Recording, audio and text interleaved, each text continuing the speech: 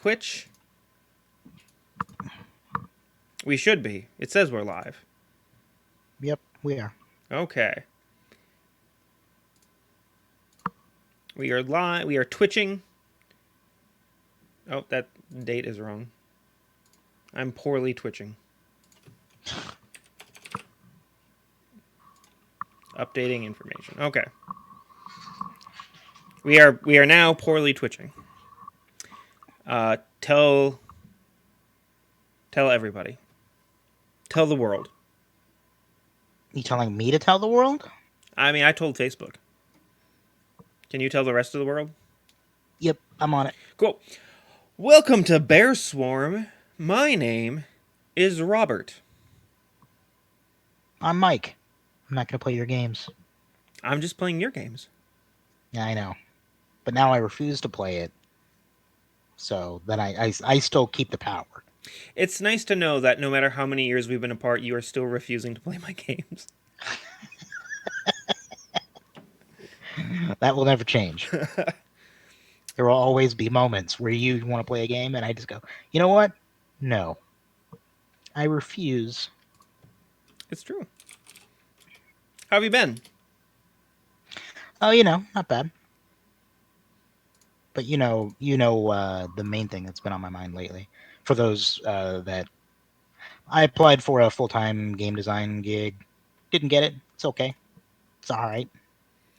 I mean, life's full of ups and downs, right? Yeah.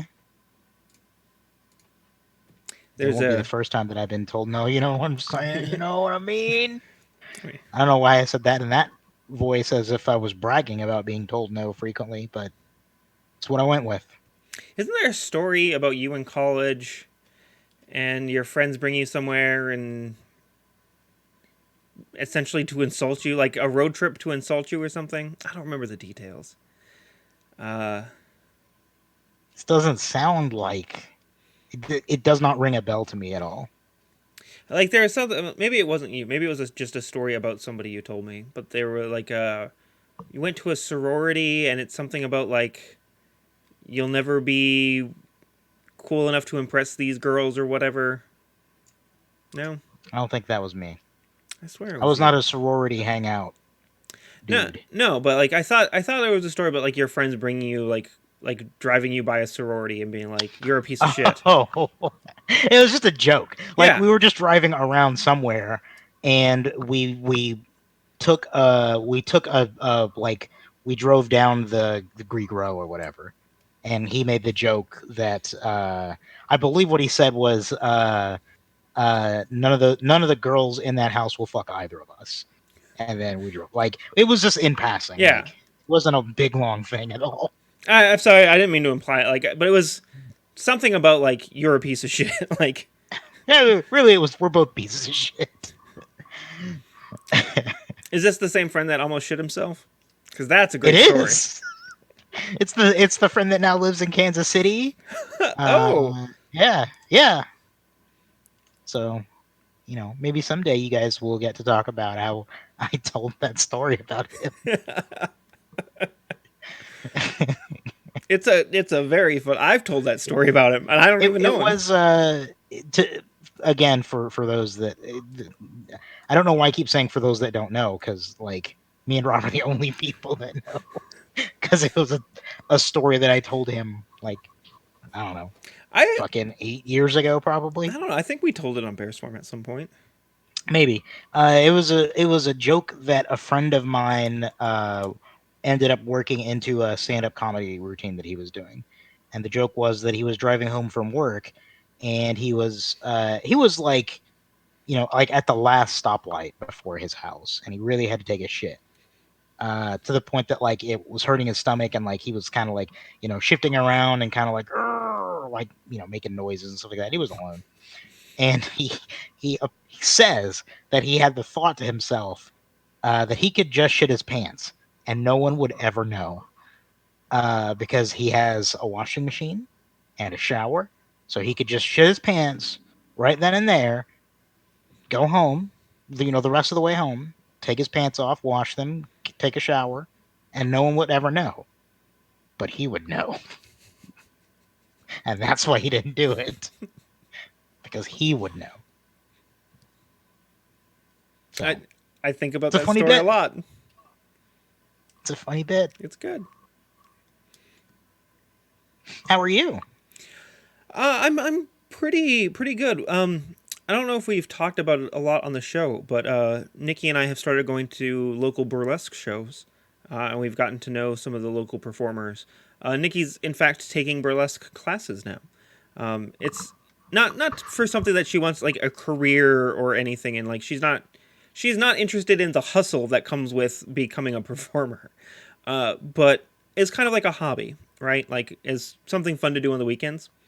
For the lulz. Yeah, and like one of the reasons is that the group that we started going and seeing are like very like exceptionally inclusive. Like there's performers of all body shapes and sizes and genders and non-genders, and just it's a cavalcade of differences. Like in my head, burlesque was always like you're hot enough to be a stripper, but you have enough self-esteem to not be a stripper. Implying that strippers don't have self-esteem, which is correct. Mostly. Not to alienate any I'm of sure our... that there are some wonderfully self-confident strippers. I have no doubt of that. We met some in St. Louis, remember? Like, yeah. But no, like I always thought, like if you're too good for by whatever measure, like if you think you're too good to strip, right, you can still do burlesque. Right. It has nothing to do with whether or not you are too good, whether or not you think you're too good. Yeah. If you feel like stripping is beneath you, but you still want to go take your clothes off for an audience, you do burlesque. But I mean, I'm sure that exists. Like I'm sure there are burlesque troupes that like you have to be this hot to perform on this stage or whatever. But the local ones we've been going to, like there's women who are very overweight but are still very enthusiastic and entertaining. Like there's a comedy to it, or there can be a comedy to it that can still be very entertaining, or just like I mean, confidence is sexy, right? So even if you don't have the society mandated perfect body shape, even if you don't have a bikini body, yeah, if you don't have what Maxim is selling, that doesn't mean you can't be like, this is still good, you know? And that confidence can be very entertaining. Now, like the performers that I'm really enjoying are the ones that are like very weird. Like there's one local performer that I'm absolutely amazed by that goes by the title Cater Tot. And they are like I've seen them do sexy Edward Scissorhands and sexy Gaston from Beauty and the Beast and sexy Gilligan and Skipper routine, which was actually super funny. I just watched them do sexy Pee Wee Herman. Like it's weird, it's funny, and it's goofy. Yeah. So that's been very amusing. So we've been getting more and more into this local like burlesque community or whatever, and it's been a lot of fun. It's been really it's different, you know. So are drag shows burlesque, or is it burlesque a separate thing, or is it like a Venn diagram? There's some Venn diagram to it. Like in fact, the show that we went to last weekend had a drag performer, but honestly, it's more like a variety show. Like that burlesque is more like a variety show, or that drag shows are more like a variety show? Burlesque is more of a variety show. Drag shows tend to be more performance. Like, I mean, drag shows are only men and women in the opposite gendered clothing creating a opposite gendered illusion, right? So it's not just like cross dressing. It's about creating it's male or female impersonation, right? Whereas burlesque could have a drag performer in it, but is not necessarily all drag performers. Gotcha. Like we went to burlesque shows where there were just fucking clowns. Like, just a clowning routine. Like, it wasn't even like risque. I mean, like, nobody was taking their clothes off. They were just juggling and breathing fire and doing stuff like that. The one of them that the one we went to last weekend had a puppeteer. Like, he just did like puppet stuff. I know that's vague, puppet stuff. That is pretty vague. But that's like it's they were like just a couple performers came out and just did like dance routines, like not stripping off clothes dance routines, just like there it was like a jazz dance group, and this couple came out and just did this really kind of like beautiful jazz dance routine. So yeah, it's kind of like a variety show, honestly, but most acts involve somebody taking off their clothes. Okay. But there's also something really inspiring about watching people who aren't traditionally beautiful get up on stage and have self confidence, and then listen to the crowd like cheer them on. Like everybody in the place is like whooping and hollering and enthusiastic and energetic, and like nobody's being shamed for anything. It's just a very like warm, supportive, like I can't imagine you being a performer on stage and not feeling fucking gorgeous while you're up there, you know? It's a fun environment to be in, right? So, That's cool. I'm in fact going to a show this Friday. I'm going without my wife. I'm going with one of the local performers that we've become friends with. So, we'll see we'll see how it goes. I'm excited. I've been to, I think, only one burlesque show, so I am passingly familiar with how it goes, but not familiar enough to really understand the where burlesque ends and some other form of entertainment begins. Yeah. I mean, I'm not like we've only been going for a few months now. Like I'm not super versed. Well, I guess we've been going for over a year, but very very intermittently. There's a local like drag or not drag burlesque event called Nerdlesque. That's like this week long like there's shows every night or whatever, and we went to that last year and then again this year, and that's kind of been our gateway into it. I don't know. It's like going in and seeing any other kind of live performance. Uh, it's fun. It's really I've been very entertained by it so far. But I am far from an expert in any way. Right. But yeah, like one of the promoters, like when we did like they did a lunch after or a breakfast after the end of Nerdlesque this year. One of the promoters, like we were chatting with her, and she's like, "So do you perform?" I'm like, "No, like I'm fat and awkward and like uncoordinated. I have like zero rhythm." And she's like, "None of that is a reason to not do burlesque." I was like, "Damn, okay, I got nothing then. I got."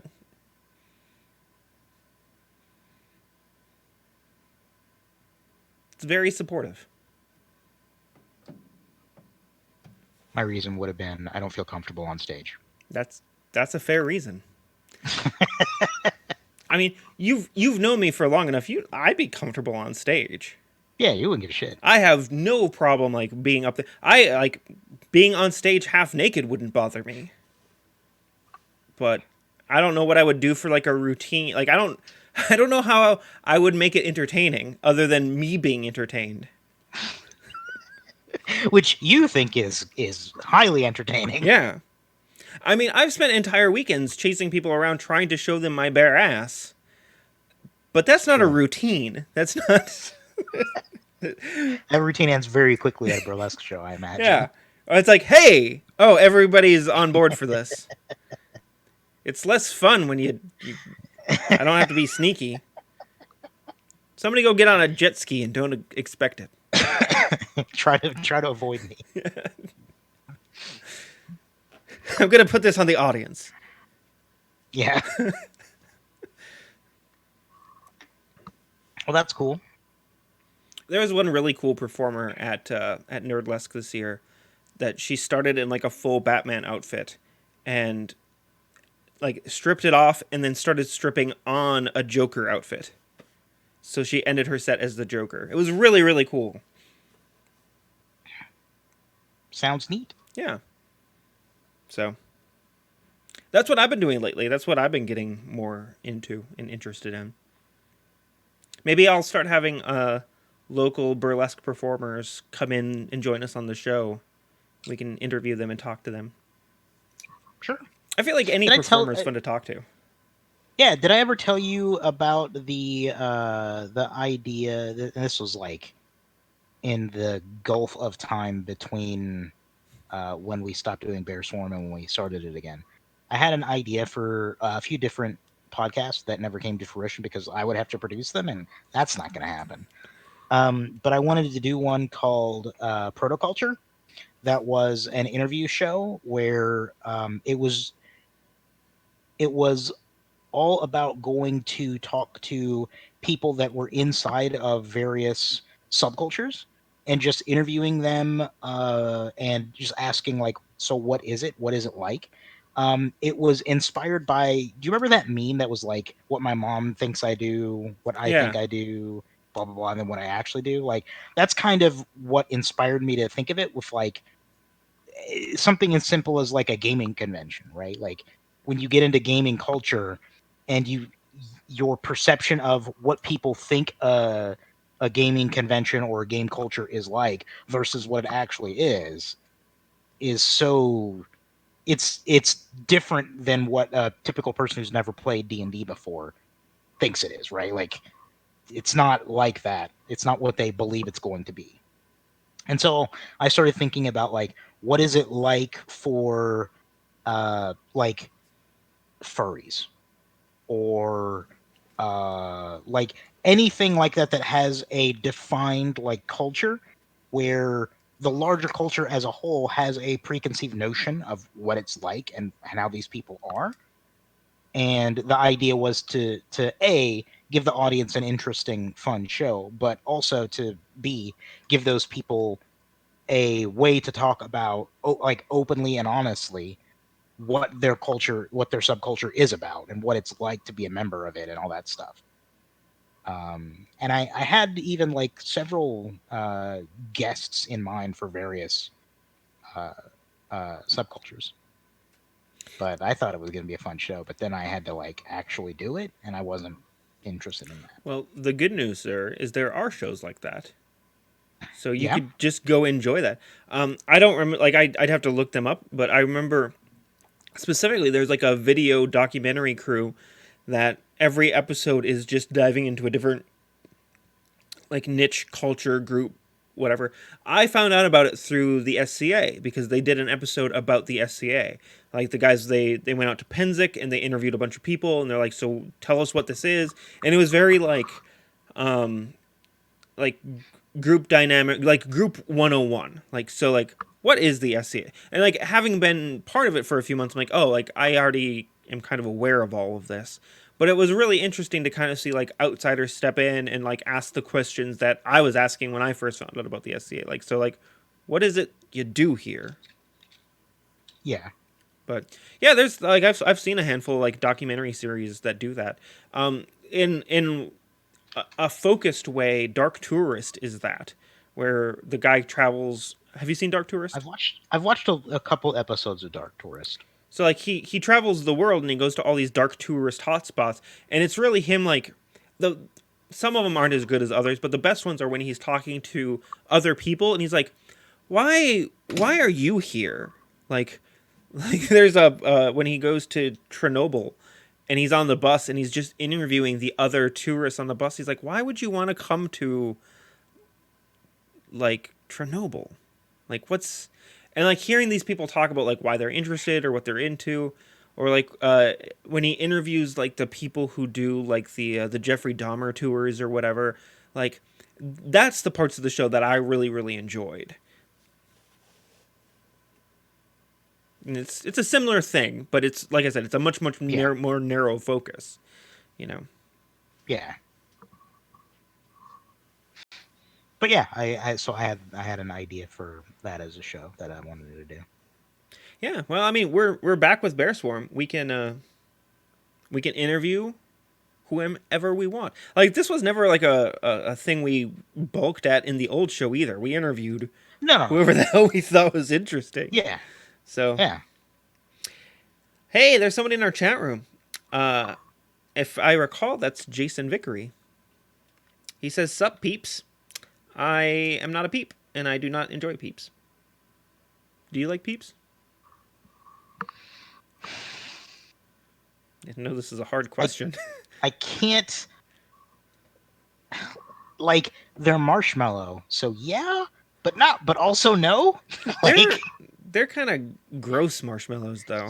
you're right, but they're marshmallow, but like shitty marshmallow. So like you can't be mad at marshmallow, but you could definitely get better marshmallow than Peeps. Like, so it's not that I don't like Peeps, but if I'm gonna eat marshmallow, if I want to eat marshmallow and Peeps are around, I might have one. if I offered you a bowl of Peeps or a bowl of like Lucky Charms without the charms, just the lucky part, Ooh, because I feel like those are also kind of shitty marshmallows. probably the Peeps. Wow, Probably really? the Peeps. What if you also had milk? I don't want to eat just the marshmallows from Lucky Charms in a bowl of milk. That sounds awful. All right, what about just a bowl of Lucky Charms versus a box of Lucky Peeps? Charms. Lucky Charms, definitely. How do you feel about marshmallow fluff? I don't know what the fuck you do with it. So, Like, you can't just sit down with a spoon and a jar of marshmallow fluff and be like, "All right, let's tuck on into this." I taught my oldest daughter Sophia about marshmallow fluff the other day. I don't remember why. We were standing in the kitchen and somehow we were discussing s'mores, and I was like, "Listen, you make toast, right? You put bread into a toaster and you toast it, and then on one piece you slap on marshmallow fluff, and on another piece you slap on Nutella, and you smush that bitch together, and you enjoy yourself a delicious s'more sandwich." It is the suburban s'mores. Like, and she's like, "Wait a minute, there's spreadable marshmallow?" I'm like, "Oh yeah." Oh yeah, technology is amazing. We have the technology to do that. Listen, you live in the future. Yeah. Wait, there's spreadable marshmallows? Oh yes, there are. We've had that shit for a while. Can you guess what her next question was? Can I have some? Yes. When can we buy some?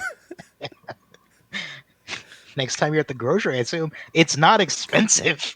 So the problem is I really like marshmallow fluff and I will just eat it by the spoonful. Gross.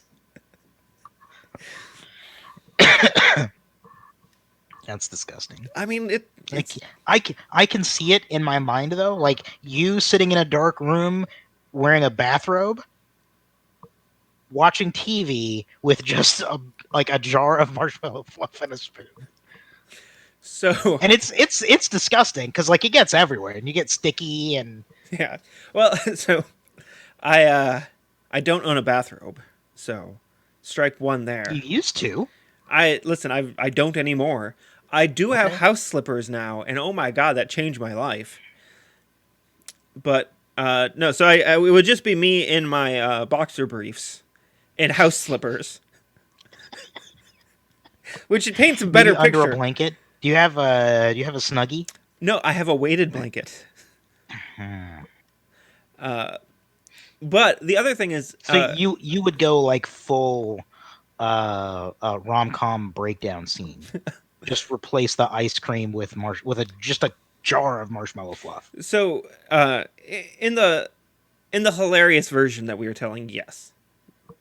But the truth is, I also don't like being dirty. Like, I don't like being sticky or having like sticky things on my face or my hands.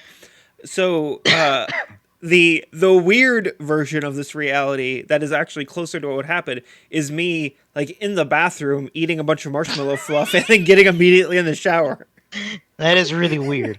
You should get some of those like latex kitchen gloves, like surgeon gloves, and just like, all right.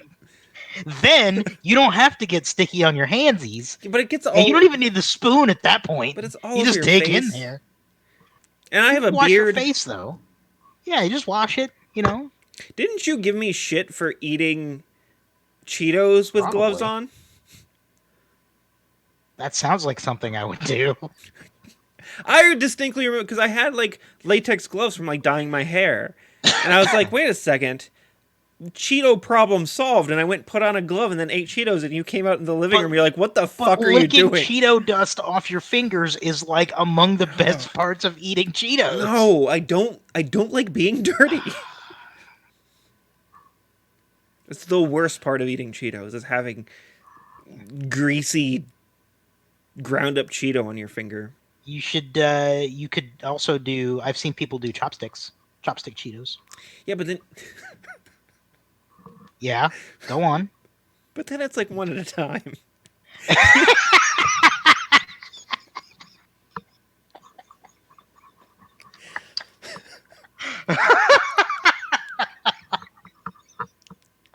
You gotta just get a handful and just mash them into your mouth.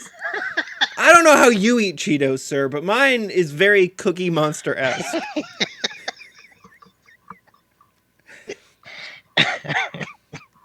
Man, the troubles of being Rob Justice. I want to eat Cheetos, but I don't want them on my hands. Can't do chopsticks. That's too slow.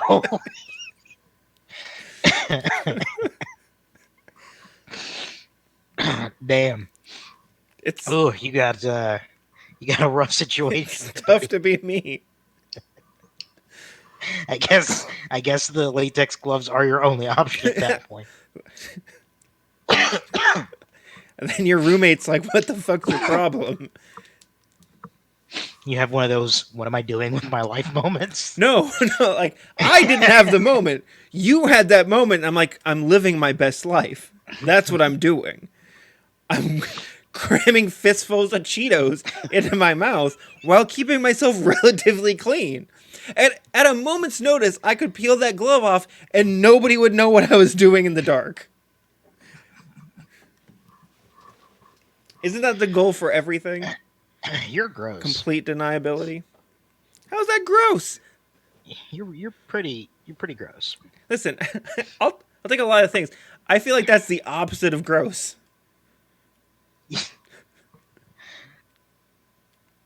In this world where you're eating Cheetos so quickly that you have to have gloves because chopsticks are too slow, there's gonna be like you're gonna have smearage up here, you know, like around your mouth. Yeah. That's gross. Like, as if you don't have that when you normally eat Cheetos. I don't because I don't eat them hand fistful at a time. So now I'm good. Next thing you're gonna tell me you don't eat bugles by putting them on your fingers and having witch hands and then eating your fingers Of course off. I do that. Don't be ridiculous. Everyone does that, and anyone that says that they don't is a liar.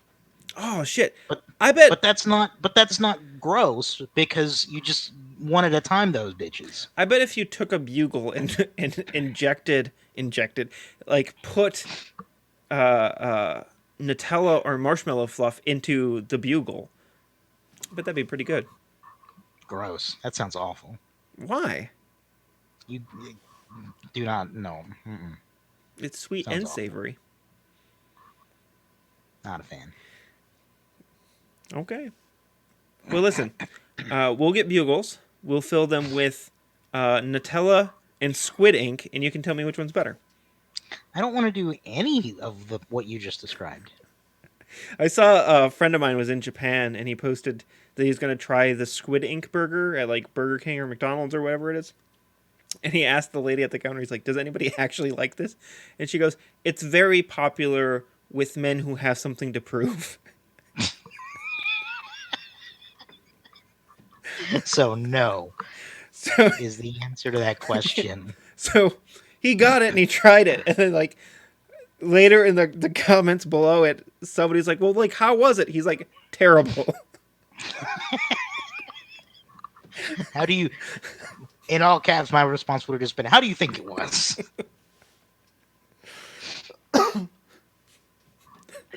Ugh, sounds gross. All right, so you had something you wanted to tell me about. Let me say Yeah, that again so without you coughing, so we can have a clean take for the actual edited version. So you had something you wanted to tell me about. yeah, I had an idea for a campaign, and Like a role I playing wanted campaign or to like a war campaign? like a well, I mean, it could be a war campaign within a role playing game, so maybe both. But a role playing game ostensibly. Yes, You're not going to talk about your plan to burn Atlanta to the ground or something. no, not Not not today. again, Not not again. again.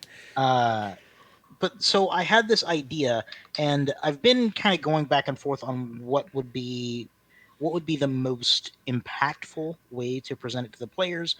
Uh, Trying to preserve a lot of the theme and tone, also some surprise, um, and stuff like that. So I'll just get into it, and then we'll kind of talk about uh, ways to do it and what are the important bits. So So real quick before you get started, like, do you have like a game system in mind that you're thinking about, or it's is probably D&D. okay? It's definitely fantasy. Okay. Sorry, just trying to get a little mental framework going for this. Yeah. Because like if you're like So if it's a D&D game, that's going to be radically different than if you're like it's a Smallville game. right. So all right, Um, it's definitely fantasy, but it it will become clear. okay. So I kind of have the working title of the Dead campaign. So it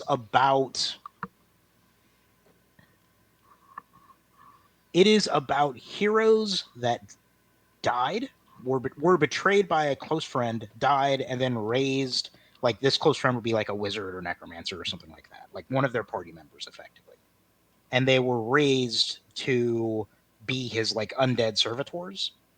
But as he sends them out to do things and they become more powerful, they start breaking free of his will, and have to contend with not only the things that they've done since they were risen again, but what it's like to try to, like, do they try to reclaim their past lives? Do they try to carve out some new niche for themselves now that they're this other thing? Um, do they still, like, after this, do they still see themselves as heroes? So part of the initial setup is definitely like before you died, you were a hero. Like, not necessarily like quote unquote good aligned, you weren't necessarily goody two shoes, but you were like important, you solved problems, you got things done, people looked up to you. And then afterwards, once you were raised, you were sent to do horrible things that effectively, like, you couldn't say no to. Like, it's literally impossible. You were a slave to the will of a necromancer who was sending you out to kill innocent people and all this stuff. um so a lot of the questions that I want to pose to the players are things like, does your character believe that they should be held accountable for the things that they did while they were enslaved? Kind of the Bucky Barnes Winter Soldier dilemma, right? Like, I literally couldn't couldn't say no to this. Am I still responsible? I was in fact thinking like, so this is everybody's Bucky Barnes. Yeah. Um, but also, like, do you want to go to quote unquote go back to being a good guy hero once you do break free and have your own will again? Or do you accept, like, well, this is just what I am now? Or, like, do you go off the deep end and say, like, okay, well, obviously, the first thing that any players in any just about any RPG who were enslaved, as soon as they get the opportunity, the first thing they're going to do is try to kill their enslaver. Uh, but is does one of the PCs want to take that power for themselves then? and step into that role, or do all of them kind of go back to trying to be good guys? How do they react when they try to be good guys and people see them as monsters still? Uh, stuff like that. Do you try to go back to your family and make them understand that you're the person that you were again, or do you believe that you're a completely new person and try to form new bonds with people? Do you become obsessed with trying to return yourself to like real life, rather than being like undead, zombie, skeleton, ghost, whatever? Zombie skeleton So ghost. yeah, zombie, skeleton, ghost. Okay. So that's kind of the main crux of the game, is like, once when great heroes fall and are forced, literally forced, not like, well, you were just following orders. No, literally, you couldn't say no. You were unable to. Um, how does that impact? Uh, how does that impact people? What do they do once they're freed? Do they take ownership for what they did? Do they insist that it wasn't their fault? How do others feel about them? Basically exploring that whole thing of like, uh, you do you believe you're the same person as you were before?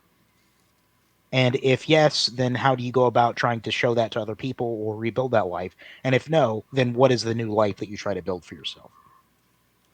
Does that general theming make sense? Is there anything that you're like, but what about this? Yeah, I get what you're saying. I don't see the legs of it, right? Like I don't see how it carries forward because I feel like those questions are going to be answered in the first session. Like either you're going to drag it out and, delay them like getting to the point where they're making these decisions by like doing the build up of like showing the bad things that they're doing or playing through like playing through before they died and then after they died some of the bad things that they were sent to do. But like I mean, I don't know, like playing through things that you're being forced to do doesn't really sound like a ton of fun. But I think the problem that I see with it is that I'm going to make a decision on what my answers are immediately.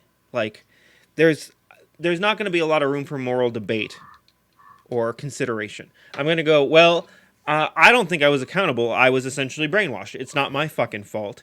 And at this point, now that I've decided that, there's really nothing that you're going to present to me that's going to change that because I have a stance to fall back on. Whereas I literally had no control. Like I didn't have a choice. No matter what the game master throws at me or moral quandaries or other NPCs that feel differently, I'm like, I didn't have a choice. So grappling with that is immediately handled.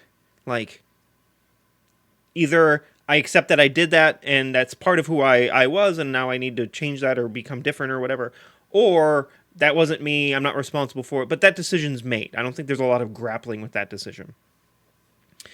Uh, and then where you go now, I think is also like, I mean, again, like the players are either going to be like, well, I'm going to reclaim my old life, and anything that you put in front of them is just going to be obstacles on their way to reclaiming their old life. It doesn't matter how NPCs react to them. It's my objective is to reclaim my old life. These people are wrong, and I'm the player, and I'm going to be right, and I'm going to do whatever it needs to be done to get there. Or you're like, well, I'm going to do this new thing, and then it's again, it doesn't matter. Like if their old life starts intruding on them, they're like, that life is dead to me. I've decided.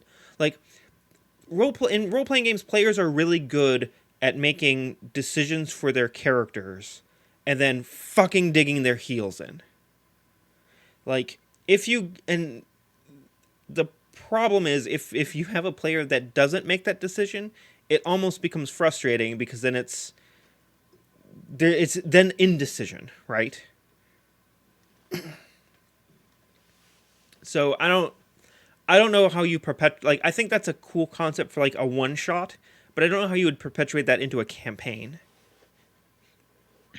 Well, I feel like a lot of the after the fact legs come into the specifics of what's going on in terms of both like the setting and the individual characters.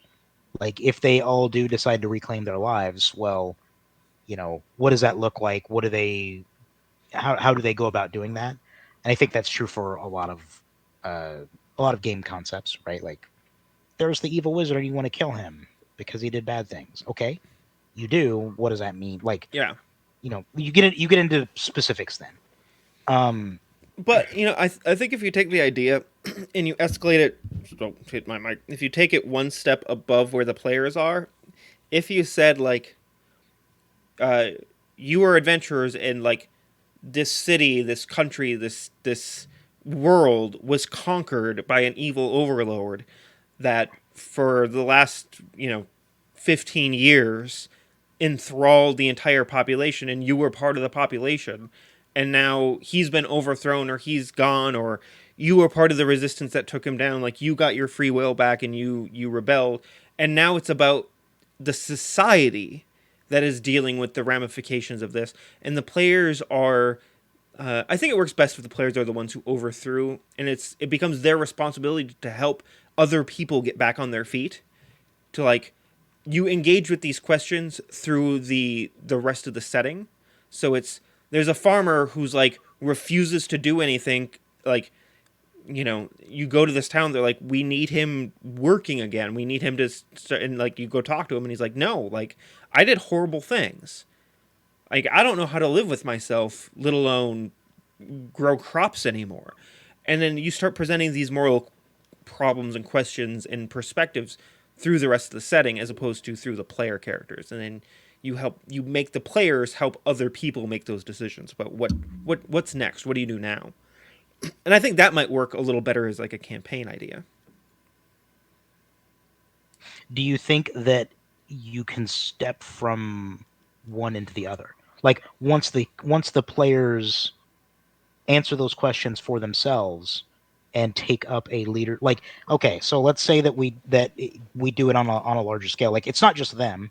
Like maybe they were the first ones turned, and then like the Dark Lord then sent them out to kill other people and bring them back, who were then raised, etc. It's like a plague; it spreads, right? Yeah. If the players then are the ones who, which I agree, they should be the ones to topple and start fixing the wrongs because it's heroic. Do you think that you can step from the question on a personal level to being guides for other people who ask the same questions? Yeah. So I think in a lot of ways that'll open up the avenues to get the players to question themselves, because so it's a technique that I've been learning in my management training at work. Uh, One of the better ways to coach people is to simply ask them questions, right? So you don't tell them like, you don't offer suggestions or advice or whatever. You don't sit down and go, okay, like you had to do these horrible things. Do you do that? Like, you know, you can rebuild your life or you can start a new life. You sit down and say like, okay, like, you're trying to build your new life. I understand that.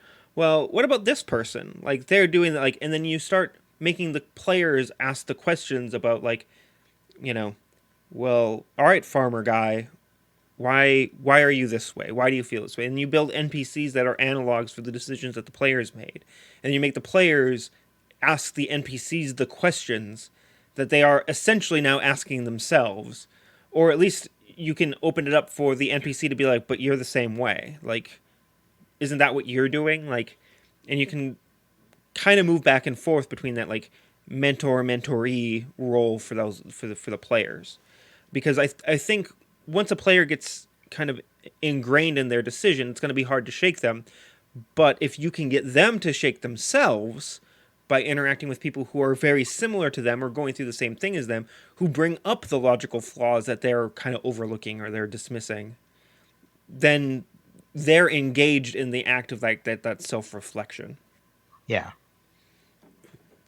You can have the NPCs then present the opposing argument, and yeah, like I see that because it becomes impersonal then, right? Like if an NPC walks up to a PC and says, "You're wrong, you should do it like this," the PC digs in their heels. Yep. But if an NPC walks up to another NPC and says, "You're wrong," and then looks at the PC and says, "Which of us do you agree with?" Yeah. Then you can get some consideration. Or if a PC goes up to an NPC and says, "You need to do X," and the NPC goes, "But what about Y and Z?" And now the Right. player has to think about that and answer those questions that they were like, no, like obviously you do, like obviously you're not responsible for your own actions. And then you have an NPC going, well, I mean, eventually you broke through.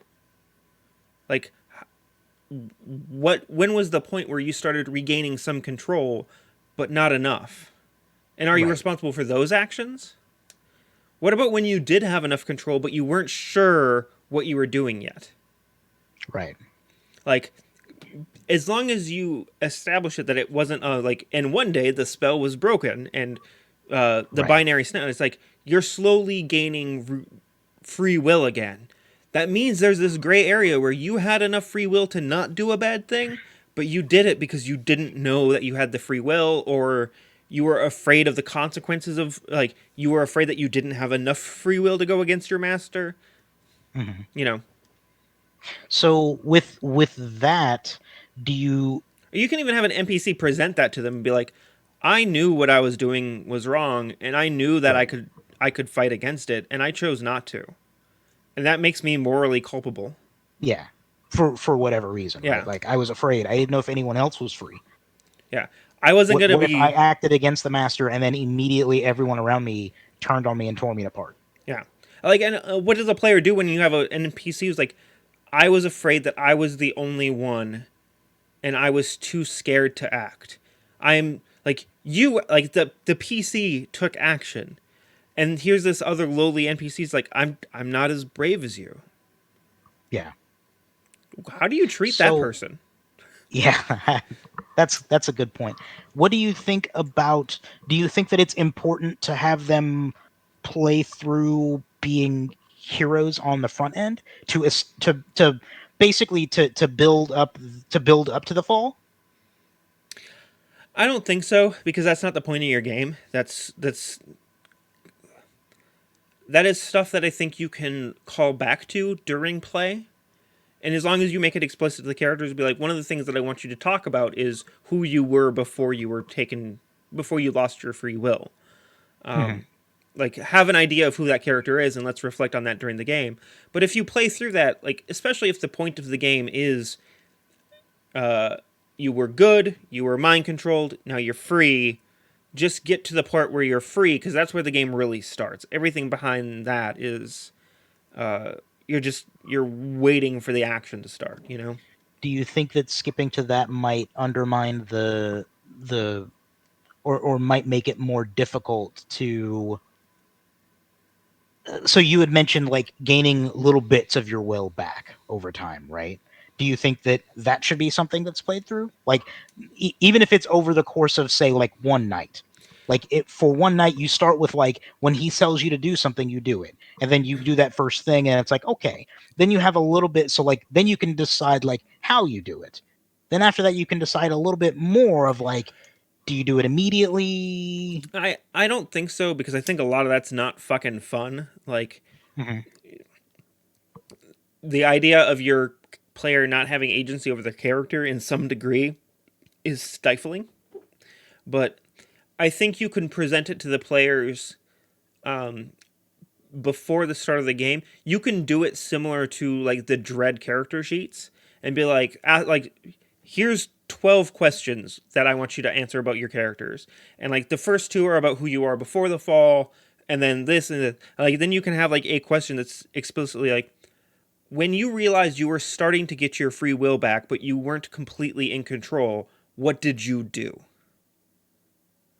And as long as the player has an answer, like an understanding that like there was a point in time where I had some control back, but not enough to do anything, and this is how I felt, and this is what I did about that problem. That's all you really need to go forward with.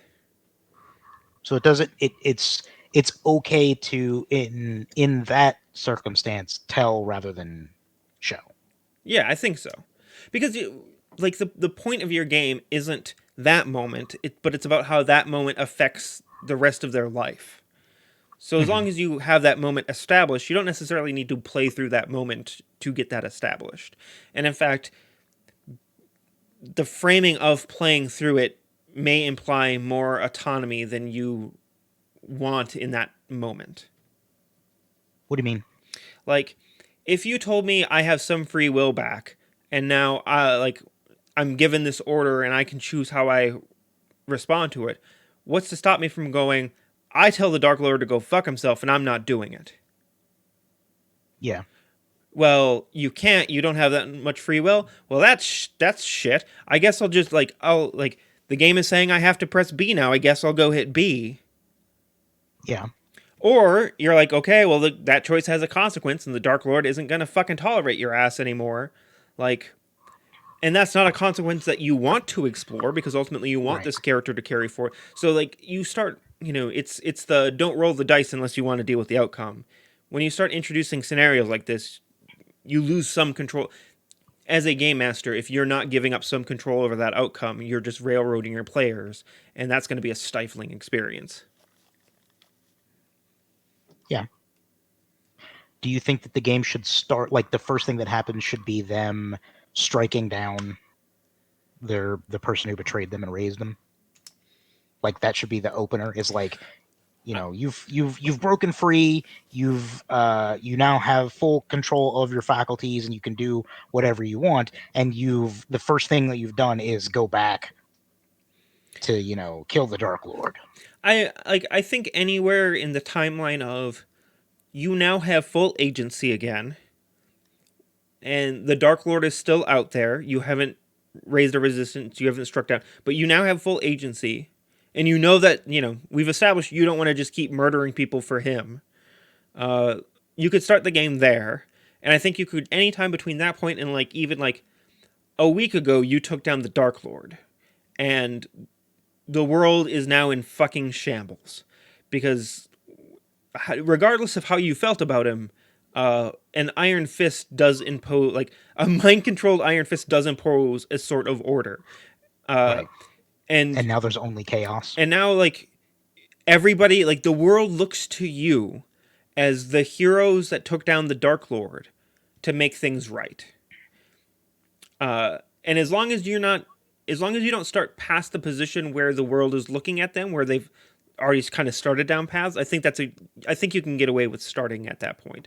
But any later than that would start to feel a little, again, like a little less agency for my character. But I think anywhere between you now have your full agency, what do you do, and the Dark Lord is dead and the world looks to you for what's next, anywhere in that could be an interesting start of the game. Okay. Or if you want to do a game that if you want to bring flashbacks into the game, start at the point where the world's looking at them, and then have them make a few decisions, and then the next session be like, okay, we're jumping back in time to when you got your full agency. Let's talk about that. Mm-hmm. And you could do some time jumpy stuff. You could go back and forth. I think I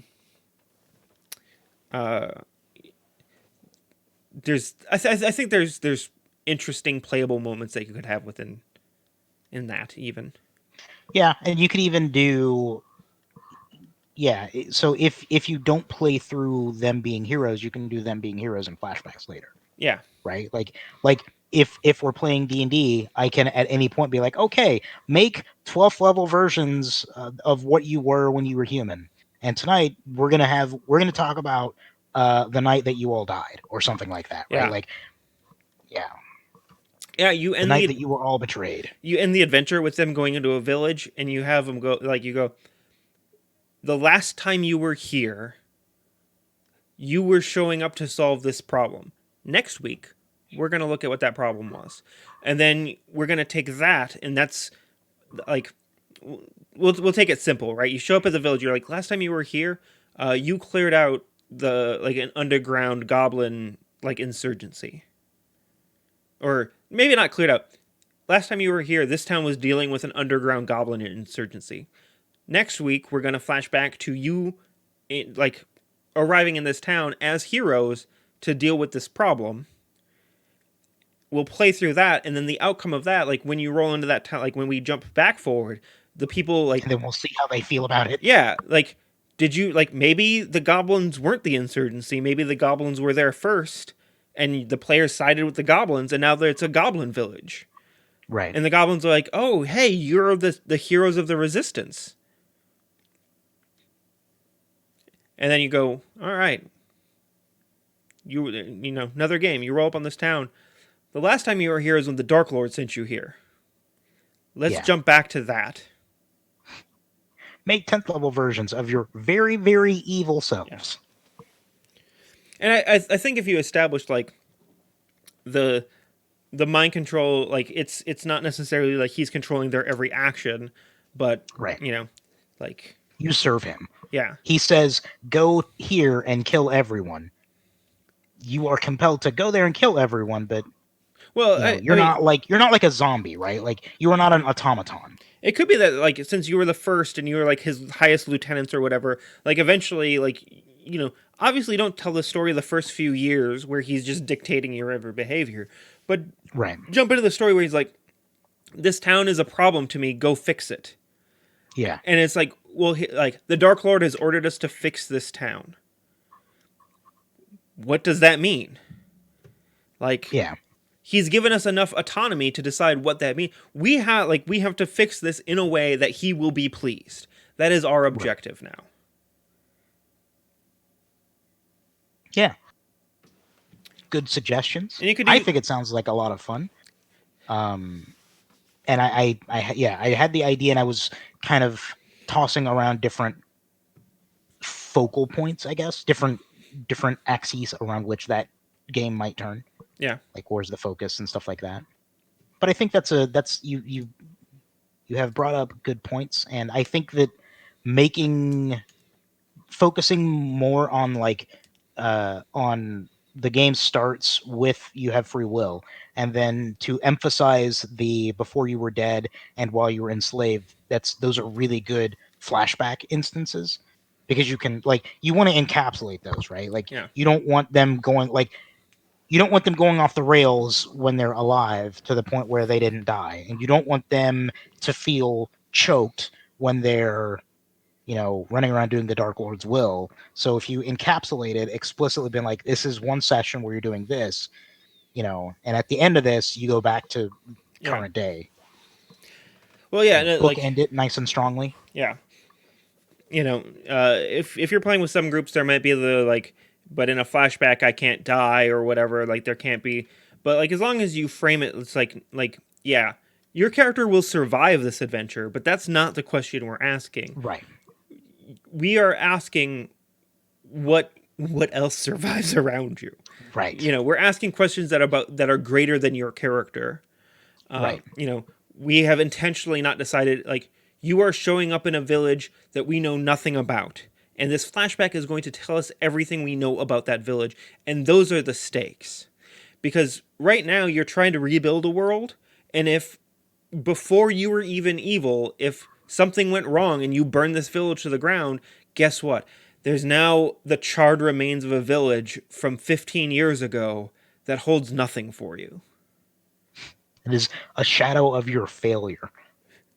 Your failure as a hero, even like yeah, So yeah, and if you couldn't save them when you were that, what hope do you have now? Playing off that or you fucked up a long time ago. The How are you gonna flashback, fix it? you showed up, you saved these people. There's a statue for you in the center of town, and when you show up there, there are allies here that go, yeah, I know you are mind controlled by the Dark Lord. I don't hold anything against. Like, you are the hero of this village. No matter what's happened for the last 10 years, you will always be our heroes. And now you have these staunch allies. But all that's going to be decided in this flashback. But yeah, don't worry, you won't die. You will survive this. That really cool NPC that you really liked. Let's see what happens. Yeah. You'll make it. So, I think that could be a lot of fun. Like, especially if it's like the world needs you, not necessarily you trying to find your place in the world. Because I think a lot of things... Basically, the entire world is consumed by chaos, and you are the only people in any position to do anything about it. Well, you're also, in some regards, completely responsible for it. Yeah. Like, both responsible as... You were the heroes that should have stopped the Dark Lord and didn't. You were the first lieutenants of the Dark Lord that brought about all the change. you were part of the resistance that overthrew the Dark Lord and tore him down. Like, every single thing that's happened in this world to Yeah. change it has been your responsibility. You can't walk away now. Yeah. Also, FYI, that's what this game's about. So if you walk away now, make a new character. Yeah. How about you make a character that will play with everyone? Yeah. Which is a fair thing to say to your players. Yeah, I agree. You know, there's a Battlestar Galactica game we played where one of the players just wanted to get, like, he's like, next planet, I'm off the ship. And the game master kept, like, trying to pull him in and trying to do this and this and this. I'm like, why the fuck are you bothering? Yeah. This character sucks. Let him off. If the player wants to keep playing, make a character that's not an asshole. Yeah. I'm just Make a playing. character that, like, you can have a character that's like that you as the player are like, I want to be here and my character won't leave, but my character wants to leave, right? Like, and it is, the onus is on me as the player to, every time we come upon a planet, it's on me to decide why I stay. Yeah. Like, I think that's totally fine. oh, but you can't push that on the game master Correct. and then not respond when the game master gives you reasons to stay. And just Right. keep saying, it's my character. He just wants to bail. He just wants to bail. And be like, Yeah. like, as a game master, like, here's the rope. Tie your noose. Go for it. Yeah. At a certain point, you know, I'm running a game. I have 4 players. 3 other players want to be here. Let's talk about their characters. Yeah. I'm not going to waste my time with the one who doesn't. Cool. Anyway, So yeah, that was my idea. I think there could be legs in it. I think, strangely enough, especially if you're doing like a D&D-esque game, it has to be a little less personal about the players and more impersonal about the world, and using that to reflect back on who the characters are. So this reminds me of another thing I wanted to talk to you about. This, I'll pitch it to you, and you can tell me whether this is next week's conversation or not. Okay.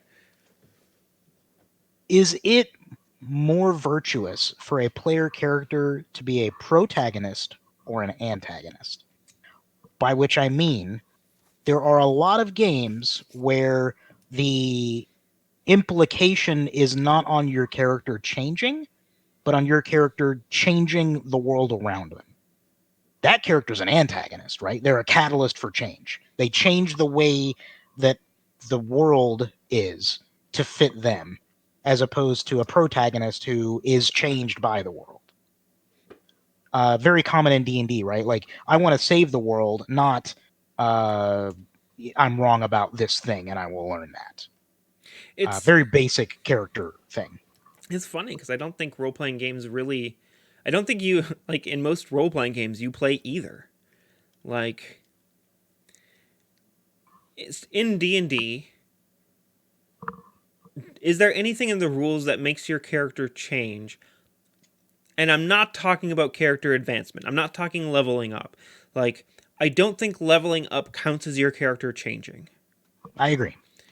But is there anything within the rules of D&D that pushes for your character to change? To, like, change how they feel about things or what they think about things. Yeah. I don't think so. I don't think that's part of the game. Is there anything in the rules that allows the player to change how other characters behave or how other characters feel or how the world works? And I mean, again, more than just a micro level of like, well, I killed all the kobolds, Right. so this dungeon is now kobold free. That is a change I made to the world. No, that's not a change you made in the world. I think in the newer edition there is, because you have, like, Bond's ideals, personality traits, and flaws, which are like how you feel about the world, and it's things like, I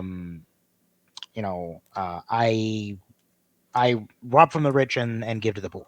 Like, that could be a thing that you have. So it's things that are, it's value statements or things about your character that could be ways that you see the world and ways that you want to change the world to fit those worldviews, right? Like, But are there tyrant should be thrown down low. Could be a belief that you have. so what's the mechanic for using that ideal to change the world? Whenever you play into it, you gain without getting into specifics, you gain bonuses. Whenever you play into any of your traits, but whether it's a flaw or personality trait or whatever. But that doesn't necessarily mean the world changes. No, but it means that you might be driven to try to change the world. It encourages you to engage in a behavior that you've already written down. So Right. that I don't think that's going to change your character at all. Oh, I don't think it's going to change your character at all. And unless the game master sets something up that allows you and shows a change within the world, I don't think that necessarily facilitates a change within the world anyway. Because if one of your beliefs is that tyrants should be laid down low, there's nothing in the game that says that, oh, now there needs to be a tyrant, other than being a good game master. Right. But there's nothing intrinsically in D&D that I know of that says if you believe tyrants are laid down low, that means part of the game is that there needs to be a tyrant that you lay down low. True, but it means that you're probably on the lookout for tyrants to lay low. Yeah. And therefore change the world, right? But again, there's nothing in the game that mechanically enforces that world existing. Sure. So, I mean, even then, I feel like this is kind of stretching what an antagonist would be. Like,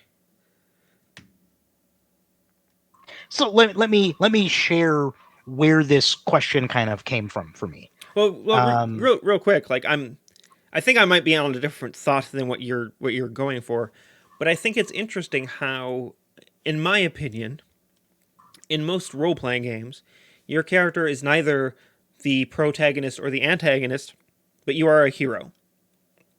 Much in a way that a villain is not necessarily a protagonist or antagonist. And we had this discussion about Dread, where Mama is not a protagonist or antagonist. She is just a fucking villain that exists for the sake of being bad.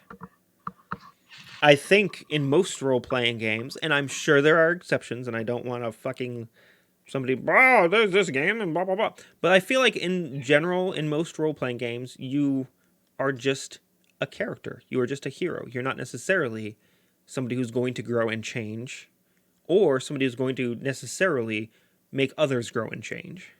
So in the tabletop game that is the movie Dread, who are the PCs?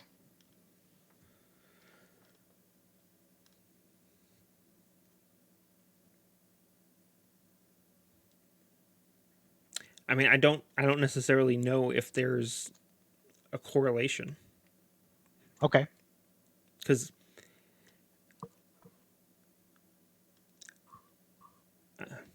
I mean it's hard because like Dread has a very clear protagonist and antagonist relationship, and I don't think, like, I think your gut response is, well, clearly the judges are the main characters, or are the characters, are the player characters. But if we're playing Smallville, Mama is also one of the player characters, right? Yeah. But just because, like, the story allows Anderson to change and allows Dread to push for her change, but I don't think that if this is a D&D game, there's any mechanics that represent that relationship or that dynamic. Right. I agree. Yeah. So and you know, I think Smallville is kind of an exception to this most role playing games rule as well, yes. because the entire game is about your character challenging what they believe in. Yes. Like, rewriting statements is the core mechanic of that game. Yeah. Which means if you are a protagonist in some regards because you are going to be challenged and change, and you are an antagonist in other regards because you are going to be the one who facilitates other people being challenged and changed. So, again, why Smallville is just the fucking greatest game in the world. If we're talking about Dread as a Smallville game, there's 3 players. It's Mama, who doesn't really understand how the game works. There's Dredd, who's been playing for a long fucking time and is no longer interested in changing his character, but he's gonna push the shit out of some other characters. And there's Anderson, who's new to the table, that's really excited about this game, doesn't really know what they're doing, and Dredd just fucking pushes them through it. And they're like, rewrite that statement, bitch, and that one. Keep going. The world's a shithole, isn't it, huh? Fair point. So the reason that this question kind of came to mind is I was making a D&D character for a game recently, and after I had made them, I was thinking about their development, like through the course of the story, and I was thinking about their personality and their beliefs and how I wanted those her personality and beliefs to change through course of play, and I realized that D&D doesn't, in a lot of ways, discourages you from doing that, and wants you to make a character who is incredibly set in their ways and not willing to change, but wants to change things around them to suit them. And I was thinking about whether I find that to be more or less satisfying than making a character who is wrong, right? Because in Smallville, that's what you want. You want to make a character who believes things passionately and fervently and incorrectly. Like, you want to just make a character who's wrong about fucking everything and is convinced that they're right.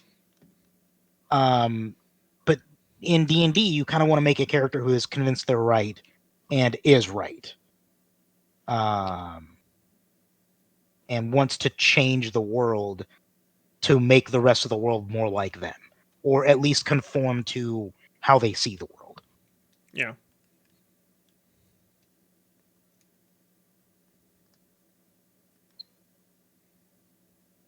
I don't know. No, I mean, I think there's a false sense of change in most character advancement systems that allow people to comfortably say, "Well, no, like my character's a protagonist. Look, they change. Last session, I had a strength of 3, and now I have a strength of 4. That's change." But Right. I don't think there's a lot of games that do like what would be in writer sense character growth. You know, like if you think about D&D as a book, right? And if we talk about like the Dresden Files, Harry Dresden in book 1 is a pretty different person than he is in book 10. Right. There's some core truths that are still at play there, and it's not like he's unrecognizable, but he changes. In fact, one of the books is called Changes.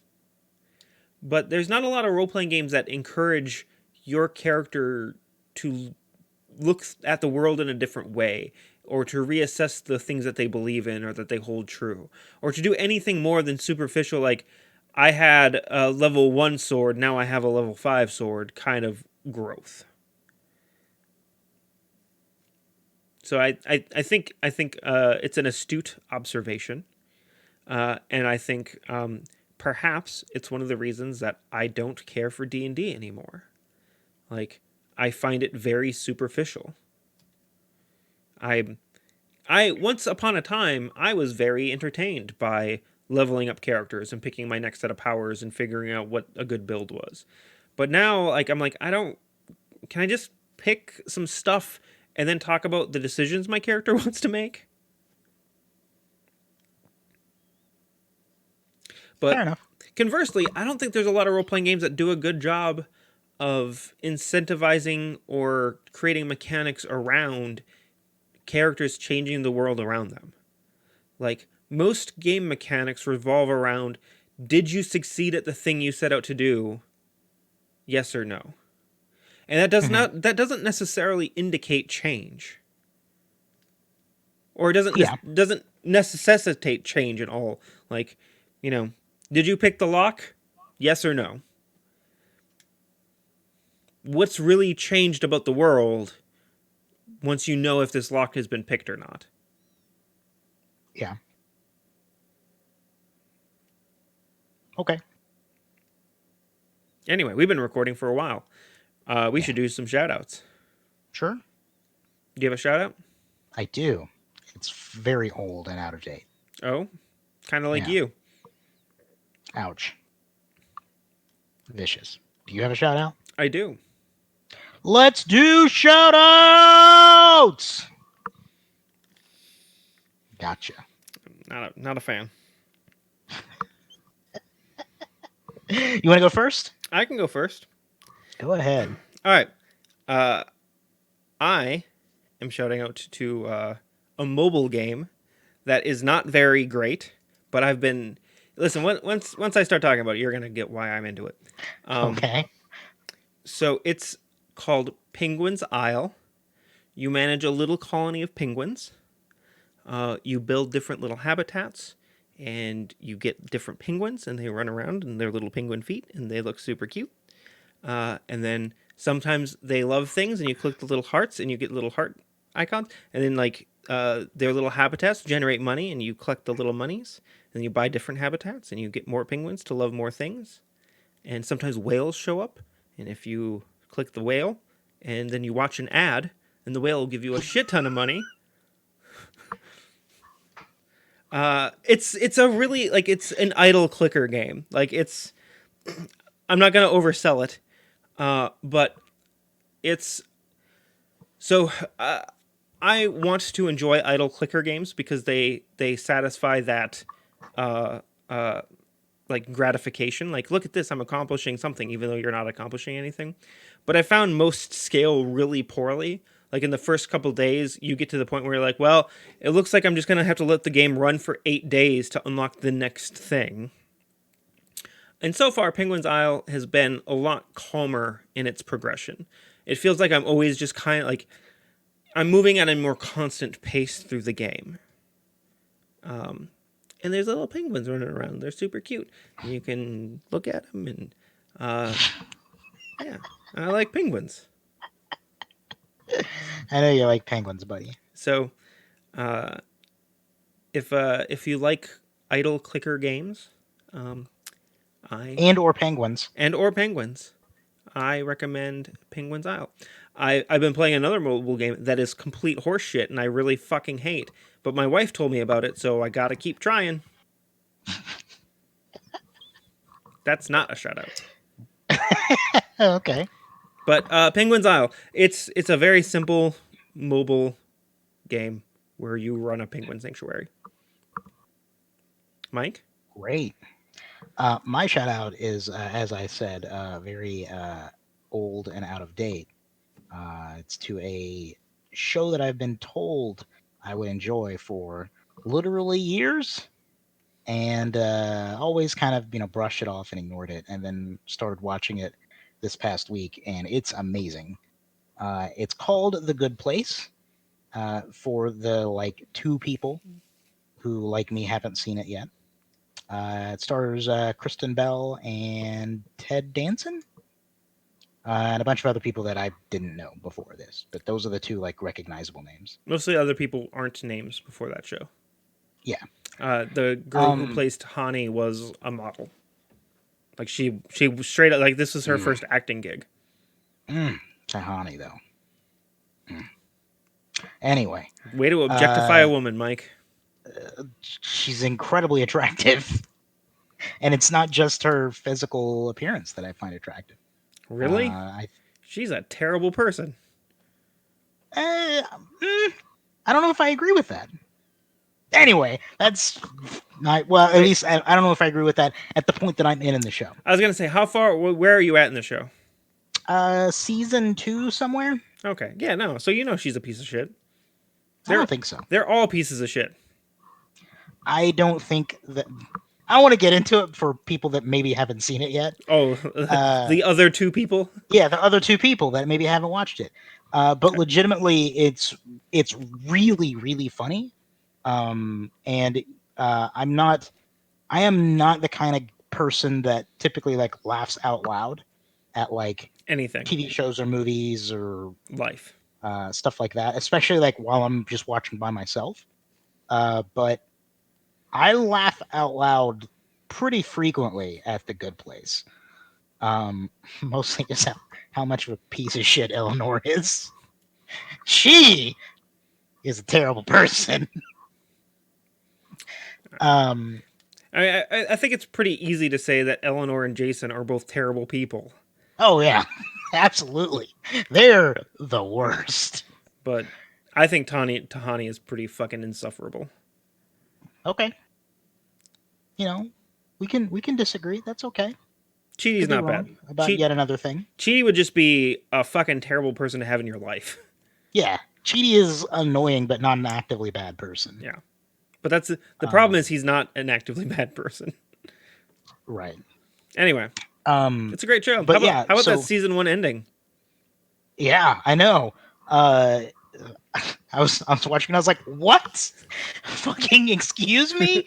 Which is probably like my second point is like not only is it funny, but like there's an actual plot. Like it's not just like an episodic sitcom that it kind of seems like it's gonna be at the beginning of the show. Where it's just like, haha, isn't this wacky? Look at this other wacky situation we've put them in. There's actually like a progression of a plot line that's going on, and it's like a really good story. Season 4 is the final season because the story's gonna be over. Like the story's fucking over. Yeah. So there's also Good Place to Podcast, where they break down, like they talk about every episode or whatever, and you find out a lot more about the show and everything. And I've listened to all of that as well. I'm a huge Good Place fan, but I think the most interesting element of the show that's not the show itself is how it was created. So the guy who created it, Mike Schur, is one of the guys behind Brooklyn Nine-Nine and The Office and a couple other shows that I'm blanking on right now. But like basically, NBC was like, make a show for us. And he's like, what do you mean? They're like, whatever you want, blank check, make a show. Like between all these other amazing shows, Parks and Rec, that was the other big one. So like after The Office and Parks and Rec and Brooklyn Nine-Nine, just make us a show. Whatever you want, we'll probably be on board with it. And he's like, okay, I'm gonna make a show a sitcom that you would never agree to make if I had to pitch it. Yeah, that definitely would not exist. Yep. If he had to be like, so here's what the show's about. Fucking what? Get out. Nobody knew the ending. Like, Kristen Bell and Ted Danson were the only actors that knew how season 1 ended. It's a really, really good ending. There's a great video out there of Kristen Bell bringing the other actors in and telling them what the ending's going to be, like a couple episodes before they film the ending, and watching their reaction. That's cool. Like, but yeah, I really like it. I think it's an awesome show. To the point where, like, I mean, like, directors didn't know what, like, Mike Schur would go, like, the director would be like, oh, can you, like, your performance is, and Mike Schur would step in and be like, no, that's right. Don't change that. And the director would be like, why? It's like, can't tell you. But that performance was fine. Yeah. I really liked in season 1 the lawyer that they brought on right at the Jahambo, I think was his name. Bomba John? Like he was, what's that? Bomba John? Bomba John, that's it. Not now, Bomba John. And he's just like, okay. But yeah, I liked Bomba John quite a bit. Have you met Mindy Sinclair? Mindy Sinclair. Maybe? I don't remember when There's a lot of characters. Mindy Sinclair is fucking my... I don't know. Derek is my favorite, hands down. I really like Janet. I think Janet is surprisingly hilarious. Yeah. Wait till you meet the other Janets. Well, I've met a couple other Janets. Listen, there's a particular Janet that is... There's a particular episode with a set of Janets that is amazing. But yeah, I really like the show, and yeah, it makes me laugh every time when someone's like, Janet, you're a this kind of person, and she's like, not a person. But go on. Not a robot. Yeah, not a robot. Not a secretary. Yep, it's a great show. It's amazing. It's probably one of the best sitcoms. Full stop.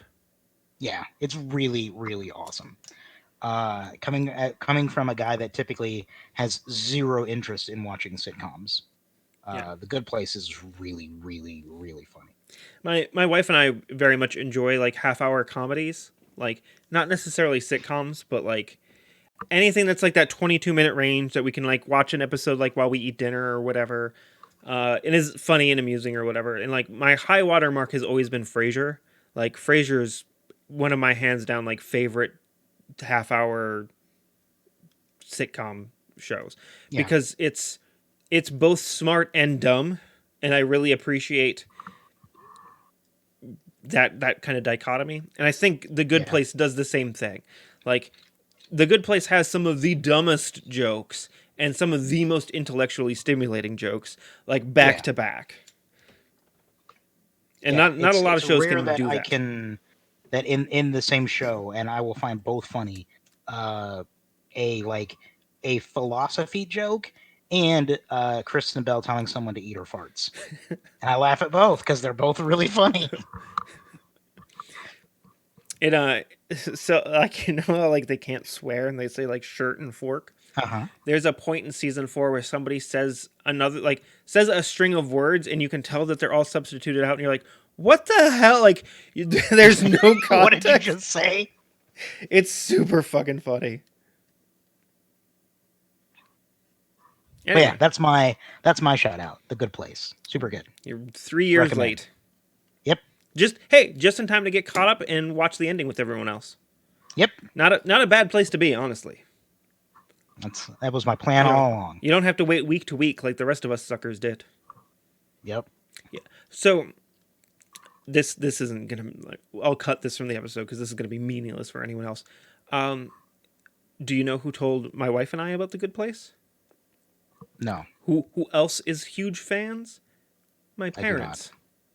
not. Oh, that legitimately surprises I me. know. Like my parents were over one day and my dad goes, "Have you guys seen The Good Place?" And this is we started after season 1 but before season 2 had started. And my dad's like, "It's really funny." And we're like, "You guys watch like The Big Bang Theory." like Relax, baby boomers. All right. I'm like and then so, my mom's like, "Yeah, like my mom really liked it too." I'm like, "What the fuck?" Like they don't typically like the same shows. And then my dad goes, "Yeah, like blah blah blah, the ending." And my mom goes, "Shut up, Gene." Yeah, you can't. Ooh, that was a close one. like, and my wife and I are sitting there like, "What?" Like, this is really weird that they both are into this show, and my mom's the one stopping my dad from giving spoilers. Like this dynamic is so that's what intrigued us was that my parents liked it and were being very weird about it. Yeah, it's really good. It depends on what. Listen, I'm not going to type back and forth this conversation. It depends on what movie you went and saw. My forgiveness rests in the hands of the movie. It's going to be a value statement. Yeah, Whatever your answer is, understand it's a value statement. Gemini Man.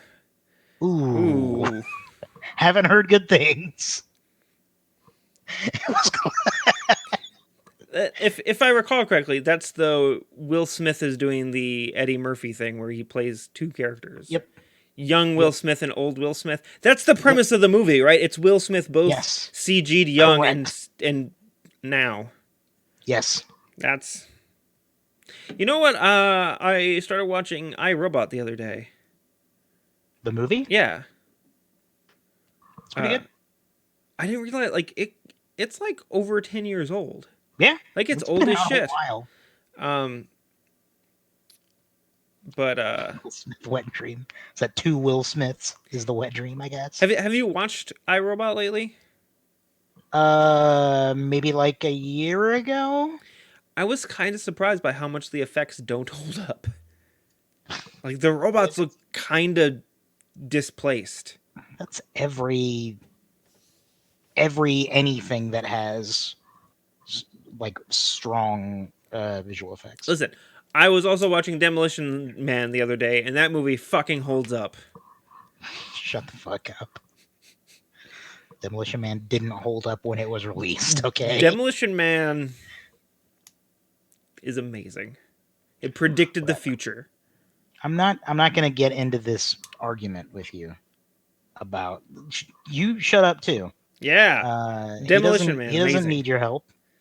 I don't need your help, but I appreciate your help. Anybody who wants to tell Mike he's wrong is a fucking hero in my book. Shit. A hero. I guess I walked into this one. Anyway, thank you for listening to Bear Swarm.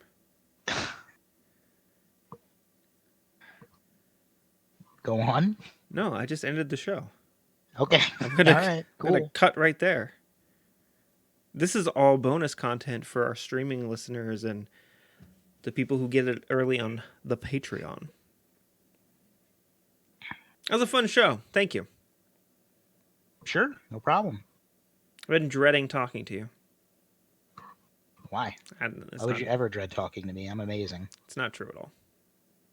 I know. I mean, I wouldn't say that you're amazing, but I'm pretty amazing. I do enjoy talking with you, and you are one of my closest friends, Listen, let's not make it weird. and I okay? do love you. Let's not make it weird. Listen, I'm just being honest. If you want to make it weird, that's between you and God. Okay. Great. Day it back? Say it back. Is Oh. what she means. Day it back, Mike. I will not say it back. I will not. I haven't got my hug this year. I'm still owed a hug. Okay. I'm gonna see you in a couple weeks, and it's gonna be hugging time. Okay. Okay. You and me, buddy. Listen, it's not that you get one session of hugs. You get one hug. I know. Okay. I'm gonna make it count. I'm gonna hug you like no man has ever hugged you before. Do I need to get a restraining order? It might be in your best interest.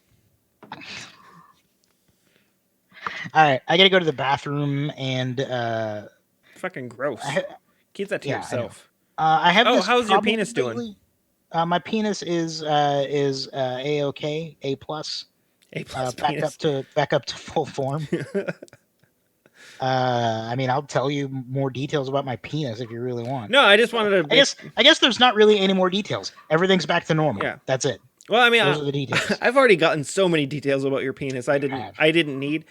Listen, Mhm. that I didn't want to hear. Yes, you did. Don't lie to me. No, dude. I asked you things that I regret asking you about. I live a life of very few regrets, and asking you questions about your penis is now on my list.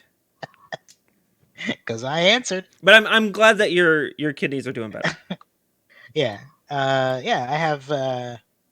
I'm all good, at least as far as I feel. At least I'm perfectly fine. Oh, you gave out a hug last week, huh? I've told you this many times before. Women and children have no limit on hugs. So I bet you could get a lot more than a hug. okay. I mean, you'd never kiss me. You're correct. I would not. What, for I don't know where you're going with this. for $50. For $50? Probably not.